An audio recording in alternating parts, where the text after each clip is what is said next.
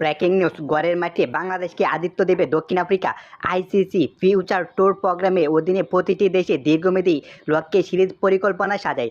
তারই অংশ হিসেবে 2026-27 মৌসুমে ঘরের মাঠে 8টি টেস্ট ম্যাচ খেলার কথা নিশ্চিত করেছিল দক্ষিণ আফ্রিকা। ওই বছরে তাদের বিপক্ষে 2টি টেস্ট সিরিজে খেলতে সফরে যাবে বাংলাদেশ দল। এছাড়া প্রোটিয়ার কাছাকাছি সময়ে ইংল্যান্ড, অস্ট্রেলিয়া বিপক্ষে 3টি করে টেস্ট খেলবে। ক্রিকেট সাউথ আফ্রিকা সিও জানিয়েছে 2025-26 ঘরের মাঠে কোনো টেস্ট সিরিজ খেলবে না দক্ষিণ আফ্রিকা। ওই সময় মূলত তারা 2027 সালে ওয়ানডে বিশ্বকাপকে সামনে রেখে স্টেডিয়ামের উন্নয়নের উপর গুরুত্ব দিবে।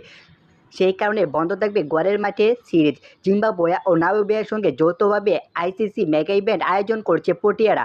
সেই কারণে দক্ষিণ আফ্রিকা সহ আয়োজক দেশ হিসেবে দেশগুলোর অন্যতম ফ্লাইটলেস স্থাপনে ড্রপ ইন পিচ প্রস্তুত সহ পুরোদমে সংস্কার কাজ করতে দিচ্ছে প্রোটিয়ারা। খেলাধুলা টুকরো টুকরো খবর পেতে এনসাইক্লোপিডিয়া স্পোর্টস নিউজ থেকে সাবস্ক্রাইব করে আমাদের পাশেই থাকুন। ধন্যবাদ এভরিওয়ান।